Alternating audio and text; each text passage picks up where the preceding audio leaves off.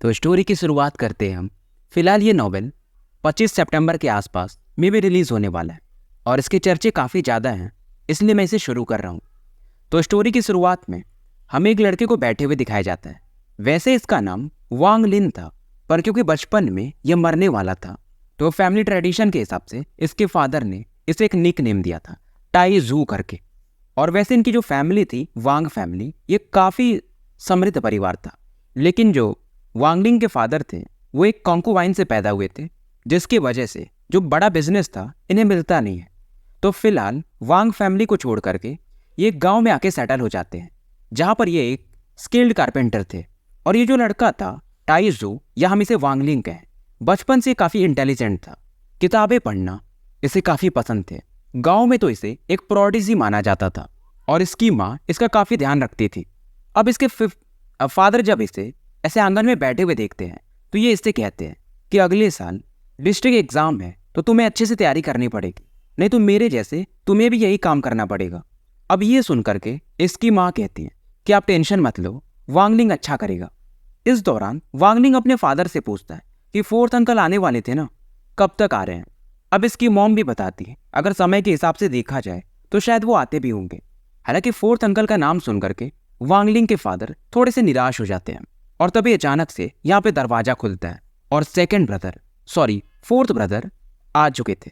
और आते ही ये वांगलिंग के बाल को सहलाते हैं कि अभी शायद 6 महीने हुए और तुम फिर से काफ़ी लंबे हो गए। फिलहाल इसकी माँ फोर्थ अंकल को खाना वगैरह खिलाती है। इस दौरान फोर्थ अंकल कहते हैं अपने बड़े भाई से कि वांगलिंग शायद 15 साल का तो हो चुका है। वांगलिंग के फादर भी हाँ में सर हिलाते हैं। अब इस दौरान फोर्थ अंकल कहते हैं वैसे एक बात है, सेकेंड ब्रदर हैंगयू सेक्ट से रिलेटेड, और क्योंकि हैंगयू सेक्ट हमारी फैमिली से 3 लोगों को देता है रिकमेंडेशन स्लॉट्स, तो मेरे पास उनमें से एक है। अब हैंगयू सेक्ट का नाम सुनते ही वांगलिंग के फादर भी एक बार को चौंक जाते हैं। और इधर फोर्थ अंकल कहते हैं कि आपको मालूम है कि मेरा बेटा वो पढ़ाई लिखाई में अच्छा नहीं है, वो बस तलवारबाजी वगैरह उसमें ज़्यादा इंटरेस्टेड है, तो इमॉर्टल सेक्ट वाले उसे लेंगे भी नहीं। और अपना टाइजू यानी कि वांगलिंग ये इसमें काफ़ी अच्छा है। पर वांगलिंग के फादर ये सोचने लगते हैं कि थोड़ा ज़्यादा हो गया, और ये कहते हैं फिर भी कि अगर वांगलिंग को मंजूर है तो हमें भी कोई दिक्कत नहीं है। अब जब वांगलिंग ये बात सुनता है तो ये भी पूछता है कि इमॉर्टल्स ये लोग क्या होते हैं। अब फोर्थ अंकल बताते हैं कि इमॉर्टल्स वो होते हैं जो कि हवा में उड़ सकते हैं। मतलब ऐसा समझो कि हम मॉर्टल्स जिन चीज़ों को समझ नहीं पाते हैं, ऐसी चीज़ें वो लोग कर सकते हैं। अब ये सब बातें सुन करके टाइजू के जो फादर थे और इनकी मॉम ये फोर्थ अंकल के सामने अपने सर को झुका लेते हैं। अब ये देख करके फोर्थ अंकल भी निराश हो जाते हैं कि आप क्या कर रहे हो, अगर आपकी मॉम नहीं होती तो शायद मैं जिंदा भी नहीं होता, और वांगलिंग ये मेरा भतीजा है, इतना तो मैं कर ही सकता हूँ। फिलहाल वांगलिंग के फादर जो थे ये काफ़ी इमोशनल हो जाते हैं और वांगलिंग से कहते हैं कि हमेशा याद रखना कि फोर्थ अंकल ने तुम्हारे लिए क्या किया था। अगर तुम्हें ये याद नहीं रहा तो तुम मुझे कभी फादर मत कहना। वांगलिंग भी एकदम चौंक जाता है। अब इसे समझ में आ रहा था ये जो इमॉर्टल्स होते हैं शायद ये काफ़ी बड़ी चीज़ होती है। और ये भी फिलहाल अपने फोर्थ अंकल के सामने कई बार कोटाओ करता है, यानी कि झुक करके प्रणाम। फोर्थ अंकल भी कहते हैं कि इस मंथ के एंड में मैं आऊँगा और तुम्हें यहाँ से फिर ले जाऊँगा। वांगलिंग भी अब काफ़ी एक्साइटेड था कि इमॉर्टल्स शायद ये मेरे लिए एक नया अपॉर्चुनिटी हो सकता है। और वांगलिंग इस समय हैरान था। मतलब 1-2 दिन जब बीतते हैं तो इसके फादर मानो पहले से काफ़ी यंग हो, शायद वो जो टेंशन था इनके ऊपर मानो वो रिलीज हो चुका हो।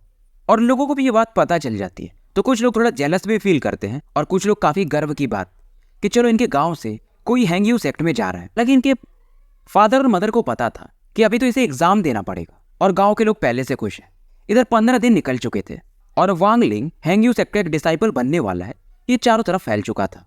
आसपास के गांव वगैरह में भी बहुत सारे अगल बगल के गांव वाले भी इस दौरान इनसे मिलने आते हैं और इन्हें गिफ्ट वगैरह भी देते हैं।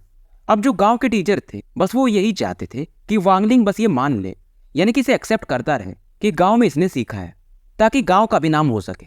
अब इस दौरान जो वांगलिंग के ग्रैंडफादर वगैरह थे, यानी दूर दूर के, वो भी आए रहते हैं और इसके फादर सबसे इसका इंट्रोडक्शन कराते हैं।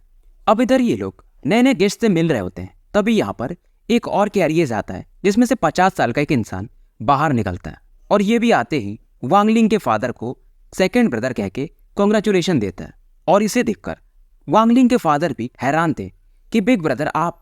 हालांकि इस दौरान ये वांगलिंग की तारीफ कर रहे थे, पर इसी गाड़ी से एक और आवाज़ आती है कि इमॉर्टल सेक्ट का जो रूल्स होते हैं काफ़ी टफ होते हैं और ये लड़का ये तो 16 साल के आसपास का है और दिखने में काफ़ी डम है।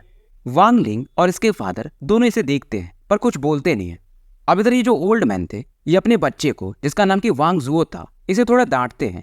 ये इतना रूड नहीं होया जाता, ये तुम्हारे सेकंड अंकल है और ये तुम्हारा छोटा भाई है वांग लिन। और इस दौरान ये वांग लिंग के फादर से थोड़ा माफी मांगते हैं कि मेरे बच्चे थोड़े रूड हैं, और ये बताते हैं कि क्योंकि हैंग्यू सेक्ट वाले मेरे बड़े बेटे में इंटरेस्टेड थे, इसलिए हमें 3 स्पॉट्स मिला है, जिसमें से कि एक तुम्हारे पास आया। अब ये बंदा फिर से बाहर आता है जो कि अभी थोड़ी समय पहले रूडली बात कर रहा था, और वांगली के फादर से कहता है कि आपको ज़्यादा उम्मीद नहीं करनी चाहिए क्योंकि कल्टीवेशन ये काफ़ी टफ चीज़ होता है। अब ये देख करके वांगलिंग अपने फादर से कहता है आप टेंशन मत लो, मैं सेलेक्ट हो जाऊंगा। वांगलिंग के फादर का नाम वांग टियानशुई था, और ये फिलहाल सभी को ग्रीट करते हैं कि आप लोग आए यहाँ पर।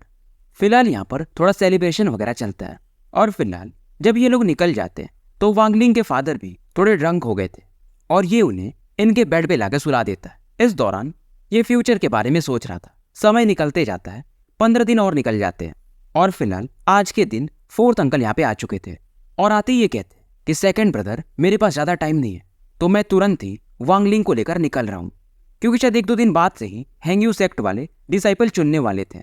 अब वांग टियानशु अपने बेटे से कहते हैं अगर तुम सेलेक्ट हो गए तो अच्छे से पढ़ना, अगर सेलेक्ट नहीं हुए तो ज़्यादा टेंशन मत लेना, घर लौट आना। अब इसकी माँ भी इसे कुछ देती है और कहती है कि अपने अंकल की बात मानना, बाहर की दुनिया थोड़ी अलग है तो थोड़ा सावधान रहना। और फिलहाल इनकी आंखों में आंसू आने लगते हैं, क्योंकि इससे पहले वांग लिंग ये कभी गांव से बाहर निकला ही नहीं था। अब फिलहाल वांग लिंग अपने अंकल के साथ कैरियज में निकल जाता है। 4th अंकल फिलहाल इसे अपने घर पे लाते हैं और कहते हैं ज़्यादा मत सोचो, कल की सुबह में मैं तुम्हें फैमिली मीटिंग में ले चलूंगा। हालांकि रात के समय में वांग लिंग को नींद नहीं आ रहा था, पहली बार ये जो फैमिली से दूर था। अगले दिन की सुबह होती है और ये 4th अंकल को फॉलो करके वांग फैमिली का जो मेन हाउस था वहाँ पर बढ़ चलता है। अब यहाँ पर जो सबसे बड़े भाई थे वांग टियानशु के, ये भी खड़े थे, और 4th अंकल इसे कहते हैं कि जब यहाँ पर इमॉर्टल एम्परर मतलब इमॉर्टल सेक्ट का कोई इंसान आएगा तो बस तुम वांग जुओ को फॉलो कर लेना। यानी ये भी एक कंटेस्टेंट था, और इनके बीच में एक और बंदा खड़ा था, इसका नाम था वांग हाओ, जो कि तीसरा कंटेस्टेंट था वांग फैमिली से। और ये फिलहाल वांग लिंग से बात करता है, अच्छा तो तुम हो सेकंड अंकल के सन। वांग लिंग हाँ में सर हिलाता है। अभी ये बातें कर ही रहे थे तब यहाँ पर फ्लक्चुएशन होता है और एक स्वॉर्ड ऑफ लाइट चमकती है, और अचानक से एक फिगर यहाँ पे प्रकट होते हैं, और आते ही ये इन तीनों बच्चों को देखते हैं और कहते हैं तो यही है वो तीनों। वांग लिंग इन्हें तो देख कर ही मानो हल्का सा कोल्ड फील करने लगता है। सबसे आगे जो वांग जुओ था, जो कि कुछ दिन पहले वांग लिंग के फादर की बेइज्जती भी किया था, ये एकदम शांति से खड़ा था, और इस दौरान इसके जो फादर थे यानी कि फर्स्ट अंकल वो आगे आते हैं। अब ये बताते हैं कि यही तीनों हैं वो कंटेस्टेंट। अब ये जो इमॉर्टल आए थे वो इनमें पूछते हैं तो इनमें से वांग जुओ कौन है। ओल्ड मैन, क्योंकि वांग जुओ इनका बेटा ही था तो इसे आगे कर देते हैं, और ये काफ़ी खुश थे। अब ये इमॉर्टल जो कि देखने में काफ़ी यंग था, वांग जुओ को देखकर कहता है ये तो सच में काफ़ी टैलेंटेड है, तभी तो मार्शल अंकल इसे काफ़ी पसंद करते हैं। वांग जुओ काफ़ी खुश था और वांग लिंग की तरफ देखकर एक लुक देता है, और फिलहाल ये जो इमॉर्टल आया हुआ था इन तीनों को लेकर यहाँ से निकल जाता है। 4th अंकल ये सब चीज़ देख रहे थे और मन ही मन सोचते हैं कि वांग लिंग तुम्हें सेलेक्ट होना ही पड़ेगा। हालांकि ये लोग वांग लिंग को इसके निकनेम यानी कि टाइज डू से बुलाते थे। अब ये जो इमॉर्टल आया था ये एक अलग ही टेक्निक यूज़ कर रहा था, जिसकी मदद से वांग लिंग वगैरह काफ़ी तेज़ी से आसमान में उड़ रहे थे, और ये यूथ इन तीनों से कहता भी है अगर तुम अंधे नहीं होना चाहते हो तो आंखें बंद कर लो। थोड़ी समय बाद ये तीनों एक जगह पे पहुंच जाते हैं, और फिलहाल इनके आसपास में बस माउंटेन ही दिख रहा था। और ये जो हैंग्यू सेक्ट है पहले ये काफ़ी पावरफुल हुआ करता था 500 साल पहले। हालांकि अभी भी इसका लेवल ठीक ठाक है, पर पहले के जैसा नहीं, पर आम इंसान के लिए ये काफ़ी बड़ी बात थी। अब इस दौरान ये जो इमॉर्टल ब्रदर थे इनका नाम था जैंग, इनके सामने एक और बंदा प्रकट होता है और ये भी कहता है तो अच्छा यही है वो तीनों जो कि वांग फैमिली के द्वारा रिकमेंड किए गए हैं। इमॉर्टल ब्रदर जैंग हाँ में सर हिलाते हैं, और ये वाला भी बंदा वांग जुओ की तरफ ही देखता है। इसके चेहरे पर एक स्माइल था और ये कहता है मुझे मालूम है तुम अभी ब्रेक थ्रू करने वाले हो, मैं टेस्ट देख लूंगा, तुम जाओ कल्टीवेट करो। फिलहाल यहाँ पर वांग लिंग और वांग हाओ ये दोनों काफ़ी एक्साइटेड थे कि अच्छा ये वही जगह है जहाँ पे इमॉर्टल्स रहते हैं। वांग हाओ भी सोच रहा था कि कुछ भी हो जाए मुझे सेलेक्ट तो होना है। अब बाकी भी जो हैंग्यू सेक्ट के लोग गए थे अलग अलग डिसाइपल्स को लाने के लिए, ये सभी यहाँ पर आ चुके थे, और आगे में जो एक एल्डर खड़े थे इन सभी को देखकर कहते हैं कि तुम में से बस कुछ ही सेलेक्ट होंगे। फिलहाल यहाँ पर 48 लोग थे जो कि टेस्ट देने वाले थे। अब पहला बंदा आगे आता है, हालांकि इसे तुरंत ही देखते ही रिजेक्ट कर देते हैं। सेम हाल चलते रहता है और ये बोलते जाते हैं नॉट क्वालिफाइड, नॉट क्वालिफाइड, और शुरुआत के 10 लोगों को ये टेस्ट में सीधा फेल कर देते हैं। अब अगली बारी थी वांग जुओ की, और इसकी भी हालत काफी खराब थी। वैसे तो ये काफी टैलेंटेड था, पर इसे भी समझ में आ रहा था यार 10 लोगों को रिजेक्ट करना मजाक नहीं है। अब ये एल्डर पूछते हैं कि तुम्हारा नाम क्या है।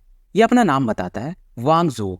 मिडिल एज मैन स्माइल करते हैं और कहते हैं अच्छा तुम वही हो जिसे मार्शल टीचर ने मेंशन किया था, और इसे तुरंत ही कहते हैं कि तुम राइट साइड में आ जाओ।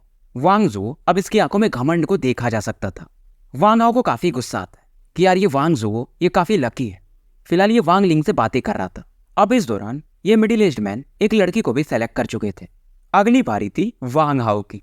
ये आगे जाते ही तुरंत एकदम नीचे गिर जाता है और इन्हें कोटाओ करने लगता है कि इमॉर्टल, आपकी जिंदगी काफी अच्छी हो, मेरा नाम वांग हाओ है। वैसे भी आप काफी लोगों का टेस्ट ले चुके हैं तो आप थक गए होंगे, आप आराम कर सकते हैं, बाद में हम टेस्ट दे देंगे। मिडिल एज्ड मैन हंसने लगते हैं और ये भी हैरान थे कि यार ये बंदा ये डर नहीं रहा है, ये काफी होशियार है, ये बातों से मुझे जीतना चाहता है।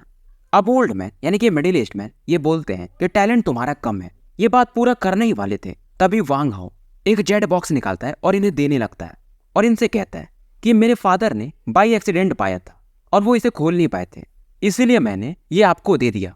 मिडिल एज्ड मैन वांग हाओ को मना करने वाले थे, पर जब ये इस बॉक्स को देखते हैं तो हैरान थे, क्योंकि इसके अंदर में शायद 300 साल पुराना कोई मशरूम था और इसे नॉर्मल इंसान खोल भी नहीं सकता था। और ये फिलहाल वांग हाओ से कहते हैं कि मुझे एल्केमी में एक हेल्पर की जरूरत है, क्या तुम बनना चाहोगे। ये तुरंत ही मान जाता है, और क्योंकि अभी इनका हेल्पर है तो इसका कद काफी बड़ा हो चुका था। और ये कहते हैं कि तुम नॉर्मल डिसाइपल्स के जैसे कल्टीवेट कर सकते हो, तुम भी राइट में चले जाओ। बाकी जो भी लोग डिससेलेक्ट हुए थे उनका चेहरा ही बन जाता है। अब बारी थी वांग लिन की। वांग लिन को भी ये सीधा कहते हैं नॉट क्वालिफाइड। तो बेसिकली बस 3 लोगों को इन्होंने सेलेक्ट किया था। वांग जुओ फिलहाल वांग लिन की तरफ देखकर एक हंसी हंस रहा था। अब फिलहाल ये वांग हाओ से कहते हैं कि तुम्हें किसी के पास जाने की जरूरत नहीं है। बाकी दोनों को ये क्लैन लीडर की तरफ लेकर जाते हैं। अब फिलहाल यहाँ पर 3 लोग सेलेक्ट हुए थे। 6 लोग जो रो रहे थे उन्हें तो बाहर निकाल दिया गया था, बचे थे टोटल 39 लोग। और जो भी बंदा यानी ये टेस्ट एक तरह से ये सीढ़ियाँ थी, इससे बिना थके हुए पार कर जाएगा, वो भी फिर हैंग्यू सेक्ट के लिए क्वालिफाइड हो सकता था। वांग लिंग आधा दिन तक इस पर चलते रहते, अगल बगल बस खाई ही खाई था। कई सारे तो अब धीरे धीरे थकने लगते हैं और ये भी गिव अप करते जाते हैं। वांग लिंग हालांकि ये भी थक चुका था, पर धीरे धीरे ऊपर चढ़ते रहता है। यहाँ पर एक मिडिल एज्ड मैन ये प्रकट होते हैं और बच्चों को मोटिवेट भी कर रहे थे कि दुनिया में कुछ भी बेफालतू नहीं चाहता है, अपने को मजबूत रखो। और जब ये वांग लिंग के करीब पहुंचते हैं तो वांग लिंग की भी हालत काफी खराब थी। उसका जो कपड़ा था वो खून में सना हुआ था। और ये वांग लिंग से पूछते हैं कि तुम्हारा नाम क्या है। वांग लिंग मन उसकी आंखें भी अब बंद हो रही हूँ। फिलहाल बस ये एक ही चीज सोच रहा था, या तो ऊपर पहुंचना है या तो मरना है। मिडिल एज्ड मैन ने क्या पूछा इसे सुनाई भी नहीं देता है। मिडिल एज्ड मैन ये भी काफी प्रभावित होते हैं कि यार ये बच्चा, इसके अंदर एक अलग ही दृढ़ निश्चय है, हालांकि टैलेंट में काफी बुरा है, काफी बुरा हुआ इसके साथ। फिलहाल वांग लिंग ये पढ़ते रहता है। तीसरे दिन की सुबह हो चुकी थी और वांग लिंग ये अभी भी सीढ़ियां चढ़ रहा था और फिर से यहाँ पर एक आवाज सुनने को मिलती है कि समय पूरा हो चुका है। 3 ही लोग क्वालिफाइड हो पाए, बाकी फिर से फेल। और वांग लिंग बस 50 मीटर मंजिल से दूर था। ये भी सोचता है कि यार ये हैंग्यू सेक्ट वाले कितने निर्दयी हैं। अब यहाँ पर एक लड़की को दिखाया जाता है जो कि इन सीनियर से बात कर रही थी कि 39 लोग थे इस टेस्ट में, 25 लोगों ने तो गिव अप कर दिया था, 3 लोग टेस्ट को पास कर चुके हैं, 11 लोग अभी भी बचे हैं। ये लड़की इसने सेम टेस्ट दिया था, पर क्योंकि इसके पास मार्शल आर्ट्स थे तो ये इसको क्वालिफाई कर गई थी और अभी तक ये ट्रू डिसाइपल बन नहीं पाई थी। अब ये सीनियर कहते हैं तो ये जो 3 क्वालिफाइड हुए हैं इस वाले राउंड में इन्हें कोई काम पकड़ा दो, और जो 25 पहले गिव अप कर चुके थे उनको वापस भेज दो, और ये जो बचे हुए 11 लोग हैं फिलहाल इन्हें जागने दो। और जब ये जाग जाए तो जो स्वॉर्ड स्पिरिट वाला हाउस है इन्हें वहां पर भेज देना। क्या पता इनके अंदर में कोई स्पिरिचुअल एफिनिटी हो स्वॉर्ड स्पिरिट के साथ, और अगर वो भी ना हो तो इन्हें भी घर भेज देना। 3 दिन और बीत जाते हैं और ये जो 11 बच्चे थे अब ये पूरा हील हो चुके थे, हालांकि थोड़ा बहुत इंजरी अभी भी बचा था। और फिलहाल वाला जो टेस्ट था यानी स्वॉर्ड स्पिरिट वाला एक आदमी कर रहे थे जो कि सफेद कपड़ों में थे। अब ये इन सभी से कहते हैं, इनकी आंखों में भी एक रूथलेस स्माइल था कि तुम्हारा आखिरी टेस्ट है, अगर क्वालिफाइड हो तो यहाँ पे रह पाओगे, नहीं तो यहाँ से निकल जाओ। अब एक कमरे में इनको एंटर करना था। इसकी बिल्डिंग खोली थी यानी दरवाजा खुला था और इसके अंदर कई सारे तलवार रखे हुए थे। अब एक एक करके सभी बच्चे आगे बढ़ते हैं, पर शायद दरवाजे के आसपास एक इनविजिबल फोर्स था जिसकी वजह से इनमें से कोई अंदर एंटर कर ही नहीं पा रहा था, और ये भी बोलते जाते हैं डिस्क्वालीफाइड। नेक्स्ट वांग लिंग इस लाइन में 7वां था और इसके पीछे के यानी आगे के 6 लोग ये सभी डिस्क्वालीफाइड हो चुके थे। वांगलिंग अब आगे बढ़ने लगता है। जो स्वॉर्ड्स थे उनके 1 मीटर तक ये करीब पहुंच चुका था।